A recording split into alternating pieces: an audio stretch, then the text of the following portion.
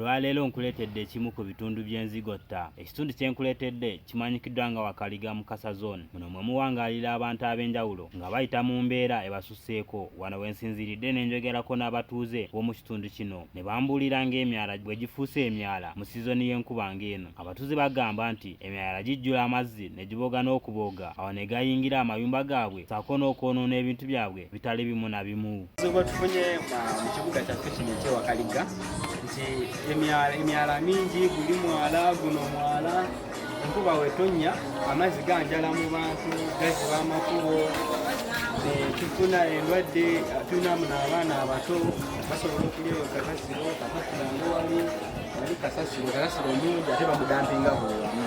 Kati enkuba wetonnya emyala gyajala mu bantu ne tufuna endwadde, kolera mungi wano n'endwadde endala ezireetebwa obukyafu.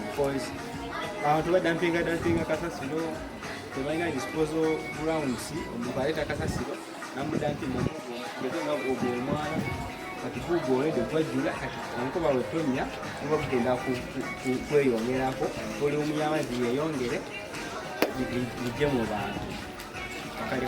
Eno embeera empaliriza okwogerako n'omukulembeze w'ekitundu kino Omwami Farouk annyonnyodde ku mbeera y'abantu n'ebyobuyonjo mu kitundu kye.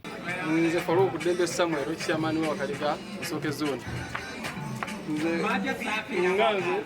mbadde wano nga ntuuza ntambula mu kitundu kyange ndaba emyala gyonna gibooze, enkuba bw'etonnya.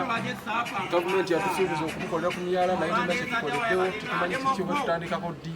N'olwekyo simanyi ssuubi lyo we liri, kubanga nsuubira nti omyala nga bagitandisa abakulembeze bananga nebadde nga bayitamuko nabo ne balaba embeera bwefaanana.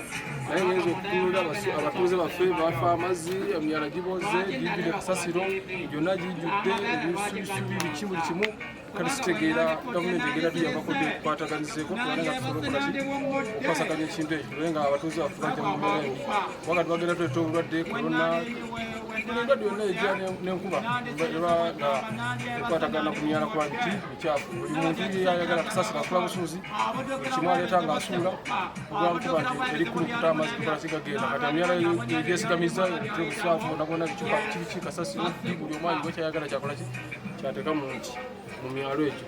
N'olwekyo tusaba gavumenti etuyambe tusobole okukwatagana ffenna nga ekintu kikwasaganya tukimalirize ekintu kya kasasiro, n'abatuuze baffe bali bulungi abali mu buyonjo, tubeere nga tetufuna ndwadde yonna, tubeere nga tubala abalamu okusinziira ku mbeera eriwo. Kyekyo nga nze omukulembeze njagala tubeere nga tumaliriza ensonga eyo gye tuba twogerako ey'emyala okuba nga gibooze n'okasasiro yenna, tukwatagane ne bannaffe bajje batutwaseeko tujje mu bukyafu.